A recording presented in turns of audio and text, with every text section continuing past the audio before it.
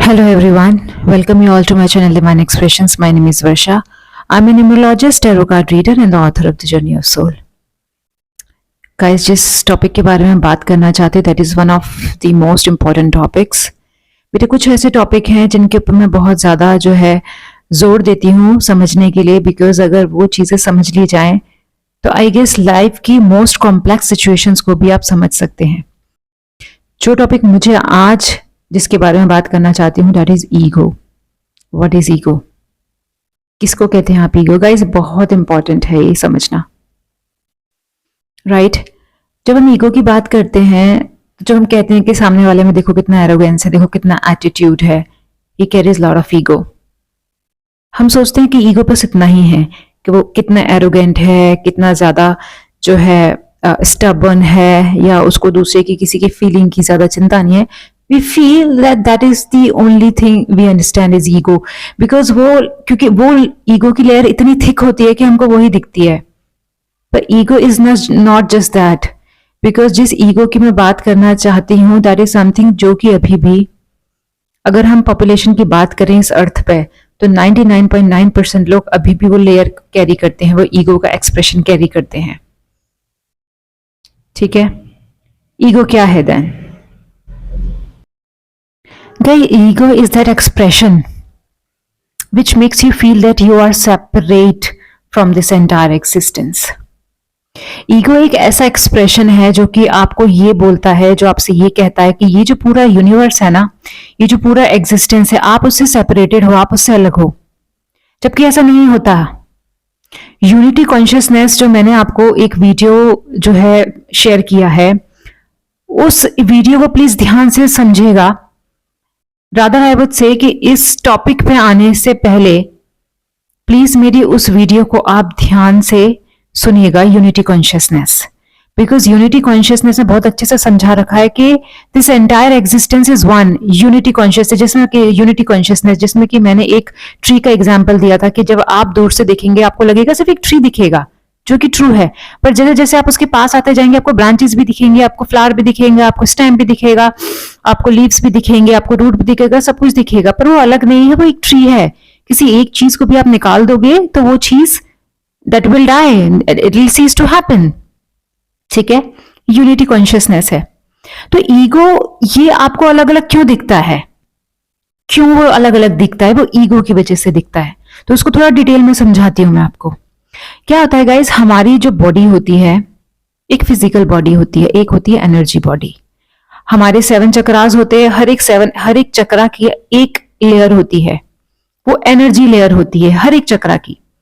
ठीक है, चक्रास को ढंग से समझना है, अच्छे से आपको डिटेल में समझना है, तो प्लीज मेरी जो वीडियोस है, मैंने पूरी 7 चक्रास के ऊपर और उनके साउंड रिसाइटेशन के ऊपर एक वीडियो डाली है कि ब्लॉकेजेस क्यों होती है, कैसे होती है, और किस साउंड का आपको रिसाइट करके, चैंट करके आप जो है उन ब्लॉकेजेस को रिमूव कर सकते हैं। ठीक है, इसके अलावा एक और लेयर होती है जो over a period of time जो है बिल्ड इन हो जाती है हमारे ऊपर, that is layer of ego. एक ईगो की हमारे चारों तरफ एक ऐसी लेयर होती है जो एक फॉल्स, इसे फॉल्स ईगो भी बोलते हैं, एक फॉल्स इंप्रेशन हम लोगों का क्रिएट कर देती है स्पिरिचुअल लेवल पर कि हम लोग सेपरेटेड है। फॉर एग्जाम्पल, हम लोग अपने आप को कैसे जो है क्या समझते हैं? हम लोग समझते हैं कि जैसे मैं बोलूं दैट आई एम वर्षा शर्मा, ठीक है, या आई एम एन MBA, या समवन, या कोई कहे कि I am tall, I am powerful, I am beautiful, I am अगली, ठीक है, आई एम IITN। तो ये क्या है? ये एक फॉल्स इंप्रेशन है हमारे लिए। ठीक है, एक्चुअल में जो हमारा ट्रू सेल्फ है वो हमारी सोल है। बिकॉज अगर आपने भगवत गीता में भी पढ़ा हो तो क्या होता है कि एवरीथिंग इज नश्वर, right? Nothing remains for ever. हम लोगों की जो आइडेंटिटी होती है वो हमारी क्या होती है? वो आइडेंटिटी हमारी फेक है, और सबसे इंपॉर्टेंट टेम्पररी है। तो जो टेम्पररी होगा, जो टेम्पररी है वो ट्रुथ नहीं हो सकता, वो सच नहीं हो सकता जो टेम्पररी है। मैं ये नहीं कहती कि आप अपने आप को अपने नाम से डिटर्मिन ना करो, आप अपने जो है कैलिबर को सामने नाम मत रखो, आप अपने आप को आइडेंटिफाई नहीं करो। No, I am not saying it, but एक तरीके से हम लोगों को ये मानना चाहिए कि एक तरीके से हम एक कैरेक्टर प्ले कर रहे हैं। अगर मेरा नाम वर्षा शर्मा है तो मैं इस बॉडी में उस वर्षा शर्मा का कैरेक्टर प्ले कर रही हूं, but I am not that, I am something else, I am a consciousness, I am a soul, right. तो ईगो क्या होता है कि ईगो एक वो लेयर होती है, एक वो इंप्रेशन क्रिएट करता है जो आपको कहता है कि आप इस एग्जिस्टेंस से अलग हो, जबकि ऐसा नहीं होता, आप इस एग्जिस्टेंस का पार्टी हो। मैं दोबारा से आपसे फिर से रिपीट करना चाहती हूँ कि ये जो मैं पूरा कॉन्सेप्ट बता रही हूँ यूनिटी कॉन्शियसनेस से रिलेटेड ही है। उस वीडियो को अगर आप अच्छे से सुनेंगे तो इसको बहुत अच्छे से आप समझ पाएंगे, क्योंकि मैंने उस वीडियो में भी आपको बताया था कि मैं ईगो के ऊपर एक सेपरेट वीडियो बताऊंगी, बिकॉज ये जितने भी टर्म्स है यूनिटी कॉन्शियसनेस एंड ईगो सब एक दूसरे से रिलेटेड हैं। क्योंकि यूनिटी कॉन्शियसनेस कब होती है? यूनिटी कॉन्शियसनेस तो ऑलरेडी एग्जिस्ट करती है, इट्स जस्ट दैट जो लेयर ऑफ ईगो होती है वो यूनिटी कॉन्शियसनेस को आपको एक्सपीरियंस नहीं करने देती है। कहते हैं ना कि बाहर जो यूनिवर्स है वही यूनिवर्स अंदर है। तो वो हम क्यों कहते हैं? वो हम इसलिए कहते हैं कि क्योंकि सब कुछ एक ही है, वो बस हमारा ईगो है जो उसको सेपरेट करता है। मतलब आपने आपने आंखों के आगे सिर्फ लेंसेज लगा रखे, लेंसेज की वजह से आपको डिफरेंट दिख रहा है, राइट। अब जब थिएटर में जाते हैं, सामने मूवी चलती है, तो लेंसेज बदल के वही 3D में कन्वर्ट हो जाता है। लेंस हटा दीजिए तो वो जो है नॉर्मल दिखेगा आपको, पिक्चर नॉर्मल मूवी दिखेगी, राइट। तो वो एक लेंस क्रिएट कर दिया है, वो फेक है ना, वो रियल नहीं है ना, वो फेक है।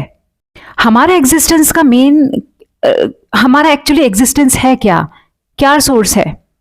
हर वीडियो में बताती हूँ, that is our soul, our consciousness, चेतना कहाँ से आई है? जो हमारी कॉन्शियसनेस है, जो सोल है, that is part and parcel of God, which is there in every creature, in this existence. सिर्फ इस प्लैनेट पे नहीं, कोई दूसरा प्लैनेट, एवरीवेयर सेम एनर्जी है, सेम एनर्जी, जिसकी वजह से आप सब कुछ एक्सपीरियंस करते हैं, जिसकी वजह से आप अलाइव हैं। तो सब अलग कैसे हो गया जब एक जगह से निकला है? तो सिर्फ लेयर्स ही तो डिफरेंट है।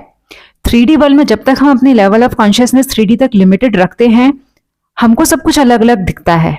पर जैसे ही वो लेवल ऑफ अवेयरनेस 3D से 4D या 5D में कन्वर्ट हो जाएगा ना, फॉर एग्जांपल उस ट्री को जो बिल्कुल पास से आप देख रहे हो, जैसे आप दूर से देखने लग जाओगे, आप समझ जाओगे okay this is just one, एक ट्री है, ये एक ही लाइफ है। मतलब ब्रांच अलग लाइफ नहीं है, लीफ अलग नहीं है, रूट अलग नहीं है, फ्लावर्स अलग नहीं है, एक ही लाइफ है, ठीक है। ऐसे ही ये पूरा एग्जिस्टेंस सिर्फ एक ही है, बस हम लोग का जो लेवल ऑफ अवेयरनेस 3D पे अटका है ना, वो ईगो सेल्फ क्रिएट कर देता है, ठीक है। और ईगो क्यों कर देता है, मैं आपको बताती हूँ क्यों करता है। बिकॉज ईगो इसलिए करता है क्योंकि ईगो एक फियर है, जो कि लगता है कि अगर वो हट गया ना तो we will lose our identity, which is true. Because जो आइडेंटिटी हम जो कैरी कर रहे हैं वो तो फेक आइडेंटिटी है ना।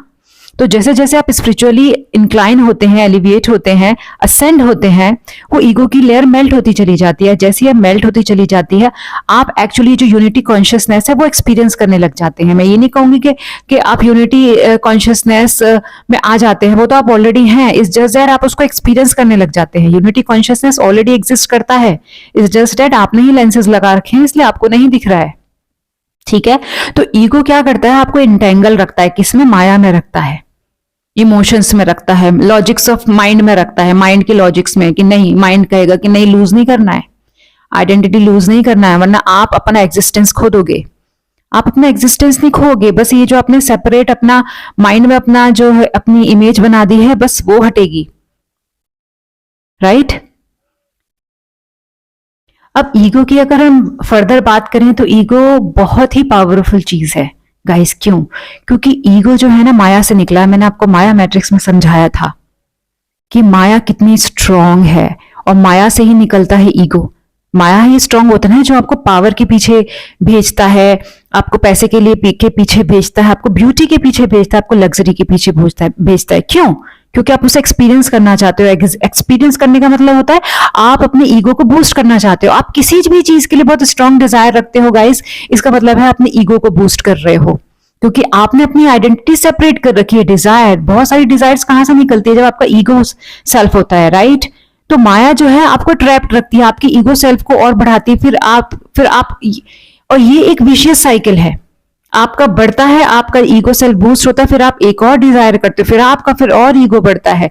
आप देखते हैं ना डिजायर्स के पीछे कंपटीशन में लोग कितना कुछ करते हैं, कितनी गलत चीजें करते हैं, ठीक है, पावर के पीछे भागते हैं, तो कितना कितना कितना लोगों का गलत भी एट टाइम से कर देते हैं। Why? Because of the ego thing which is just an illusion. आप मुझे बताइए, जैसे कि मैंने माया मैट्रिक्स में भी बताया था कि कभी ऐसा हुआ है कि आपको लगा कि मुझे बड़ा घर मिल जाए, सच में आपने एक हैप्पीनेस एक्सपीरियंस किया हो, या मुझे ये पावर मिल जाए और सच में आपको लगा है कि बस अब सब कुछ मुझे मिल गया है? नहीं, आपकी एक पावर, आपको एक डिजायर आपको पूरी होती है, आपकी दूसरी डिजायर शुरू हो जाती है। तो ईगो ये फेक ही है, ये आपको एक फेक वर्ल्ड में ही रखेगा, ये रियल नहीं है, but it is very powerful, it is very illusionary. तो क्या है इससे पावरफुल जो कि आपको ईगो से निकाल सकता है? Guys, there is only one power which is stronger than ego, and that is the power of love. Yes, the power of love, which is the strongest and highest frequency of the universe. केवल जो love है, प्रेम है, जो frequency, the state of love, केवल उसमें ही इतनी power है जो आपकी ईगो को मेल्ट कर सके। There is no other force. इतना पावरफुल होता है ईगो, राइट?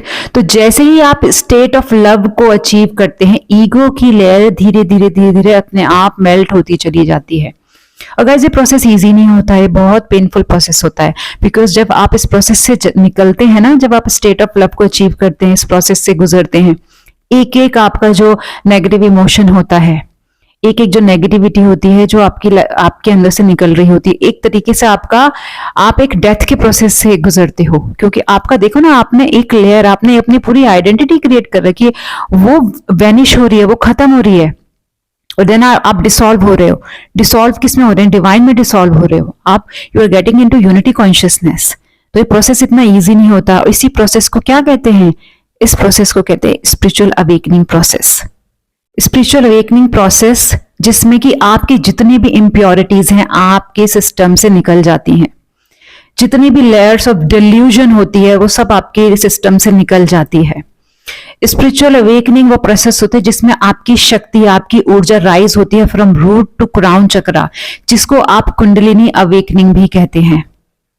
स्पिरिचुअल अवेकनिंग वो प्रोसेस होता है जिसमें आप जितने भी एक्शंस करते हैं विद नो डिजायर्स करते हैं, क्योंकि जब आप नो डिजायर वाले जोन में एंटर कर जाते हैं, आप अपने एक्शन नो डिजायर के साथ करते हैं, तभी आपके जो आपकी कर्मा के बैगेज होता है वो क्लीन होता जाता है। क्योंकि स्टेट ऑफ लव तक पहुंचने के लिए आपके जितना भी कर्मा के बैगेज हैं वो क्लीन होने चाहिए। जितने भी आपकी सिस्टम, अपने एनर्जी बॉडी में जितने भी इम्प्योरिटीज हैं, जितने भी डायलेमा है, डिल्यूजन है, नेगेटिविटी है, जेलसी है, कोई भी तरीके की जो लो फ्रीक्वेंसी होती है वो आपके सिस्टम में से निकलनी जरूरी है। तभी आप स्टेट ऑफ लव को अचीव कर पाते हैं और तभी आप ईगो को वेनिश कर पाते हैं। स्पिरिचुअल अवेकनिंग के प्रोसेस जब आप अपनी कुंडलिनी अवेकनिंग के प्रोसेस से गुजरते हैं, जब आप अपनी शक्ति को राइज करते हैं, जैसे कि मैंने बताया कि आप डिजायरलेस एक्शन को करते हैं, तो जो प्रोसेस से गुजरते हैं, तो जो अंत में लास्ट में आप अटेन करते हैं उसको कृष्णा कॉन्शियसनेस ही बोलते हैं, उसको बुद्धा कॉन्शियसनेस भी बोलते हैं, और उसको यूनिटी कॉन्शियसनेस भी बोलते हैं। कृष्णा में, भगवत गीता में कृष्णा कॉन्शियसनेस बोला है, जो आपके बुद्ध से रिलेटेड जितने भी स्क्रिप्चर्स हैं उसमें बुद्धा कॉन्शियसनेस बोला गया है। और जो इसका जो कॉमन कंसेप्ट है, we call it a unity consciousness. तो जब फाइनली आप वहां पर पहुंचते हैं, जब आप उस कॉन्शियसनेस को अचीव करते हैं, तो उस कॉन्शियसनेस को अचीव करने का मतलब होता है कि आपने स्टेट ऑफ लव को अचीव कर लिया, which is like your new birth. And guys, again I am telling it's gonna be very very painful. I mean it is a bit painful because इतना ईजी नहीं होता। आपका पूरा का पूरा एक सेल्फ होता है, ये जो आपका शेडो सेल्फ होता है, जो आपका डार्क साइड होता है, वो बिल्कुल फिनिश हो जाता है। एंड देन आपका जो हायर सेल्फ होता है, आप उससे मीट करते हो। ठीक है, तो क्या होता है जब ईगो डाई होता है और जब आप स्टेट ऑफ लव में पहुंचते हो, spiritual awakening, then you don't go with the logics, you go with the soul and intuition. You operate via soul and intuition instead of mind and logics. That is लोग कहते हैं कि आप अपने दिल की सुनो, अपने दिमाग की मत सुनो। क्यों कहते हैं? दे से इट बिकॉज जो आपका माइंड होता है ना, वो ईगो से ऑपरेट करता है। जो कि आपको बस फंसाया रहेगा, वो आपको माया में ही उलझाया रहेगा, वो माया से निकलने नहीं देगा। बल्कि बाय हार्ट का मतलब होता है सोल, बाकी इंट्यूशन। जब आप अपनी इंट्यूशन की सुनते हैं, जब आप अपनी इंट्यूशन से चलते हैं, तो एक्चुअली आपका इंट्यूशन आपके हायर सेल्फ से कनेक्टेड होता है। उसमें आप जो भी डिसीजंस लेते हैं वो आपके हायर सेल्फ से आपको मिलवाने के लिए होता है, जो कि रियल यू है। ठीक है, जस्ट लाइक अर्जुना। तो अर्जुन, जब आपने अगर महाभारत तो सबने ही सुनी होगी, देखी होगी, हैं जब वो जो है युद्ध भूमि में जाते हैं, तो उस वक्त इनिशियली वो इनिशिएट नहीं कर पाते हैं। क्या नहीं इनिशिएट कर पाते हैं? वो कहते हैं कि ये सारा का सारा मेरा परिवार, मैं कैसे इनसे युद्ध कर सकता हूं, मैं कैसे इनको मार सकता हूं, कैसे इनको डिफीट कर सकता हूं। क्योंकि उस वक्त तो अपने दिमाग की सुन रहे थे, वो ईगो सेल्फ की सुन रहे थे। उनका ईगो क्या कह रहा था? उनका ईगो कह रहा था कि आप जो है, आप इनको मार रहे हो तो क्या आप इनके कर्म बंधन में फंस जाओगे, एंड आपको जो है इसका जो है आपको इसका कर्म फल जो है भुगतना पड़ेगा। इन सारे क्वेश्चंस में वो बहुत ज्यादा कंफ्यूज हो गए थे, क्योंकि he was listening to his mind. Ego उनको डिल्यूजन एक क्रिएट कर रहा था उनके माइंड में। पर लेटर ऑन कृष्णा ने उन्हें इनलाइटन किया। क्या कहा कि उनको जब उनकी सोल को उनको इनलाइटन किया, तो उनकी सोल जब वो अवेक हुए, जब इनलाइटन हुआ, तब वो अपनी क्या करने लगे? अपनी इंट्यूशन की सुनने लगे। तब उनको पता लगा कि ये जो कर रहा हूं वो मैं नहीं कर रहा हूं, ये जो कुछ भी हो रहा है वो मैं नहीं कर रहा हूं, वो तो एक सुपीरियर एनर्जी है मेरे पीछे। तो वो जो कुछ भी कर रहे थे वो ईगोलेस होके कर रहे थे। ईगोलेस का मतलब है ना तो उनको इस चीज का डर था कि वो हार जाएंगे, ना उनके अंदर इस चीज की खुशी थी कि वो जीत जाएंगे।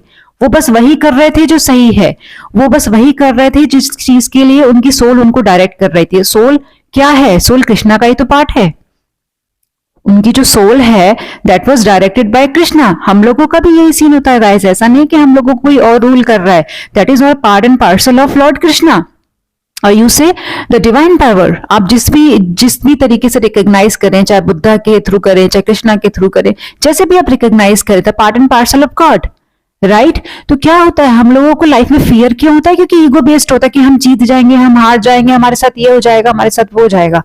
वही अगर ईगो उसमें ना हो, मतलब आप ना उसको हारने से आप में फियर हो, ना उसके जीतने से आप खुश हो, फियरलेस होके करोगे, तो वो आपका हायर सेल्फ से आपको मीट करवाता है, वो आपको एनलाइटनमेंट की तरफ लेके जाता है, वो आपको पीस की तरफ लेकर जाता है, वो आपको ब्लिस की तरफ लेकर जाता है, वो आपको स्टेट ऑफ लव के थ्रू लेकर जाता है।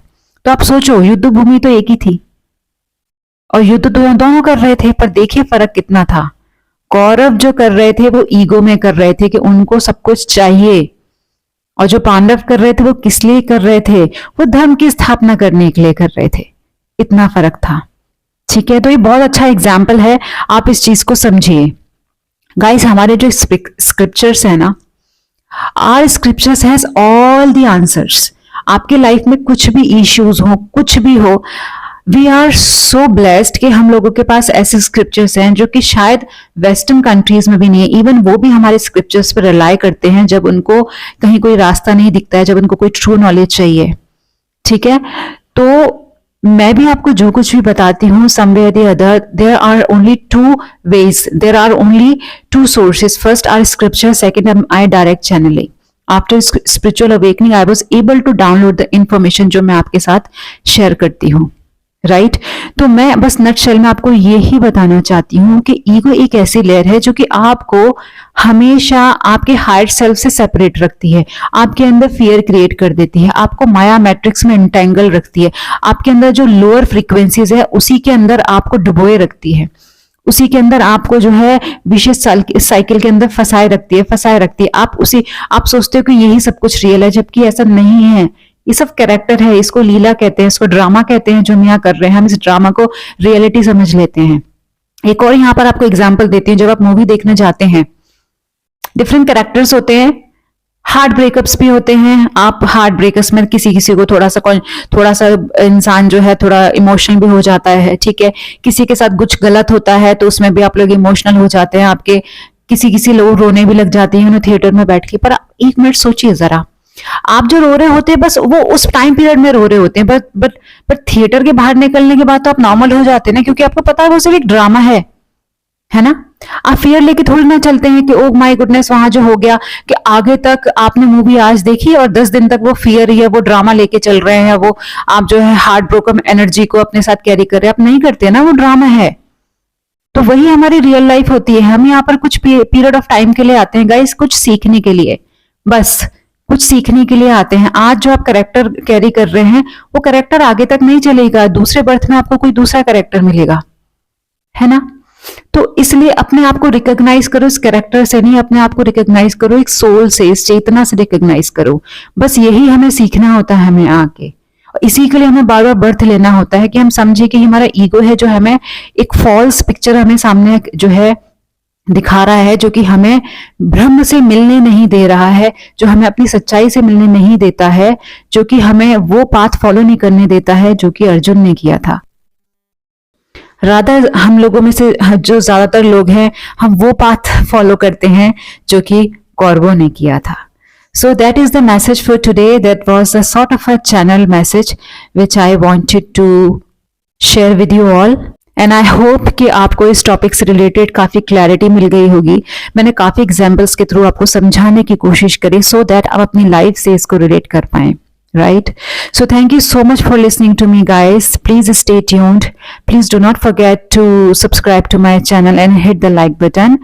And stay tuned so that I can share this sort of a knowledge with you ahead. Thanks a lot.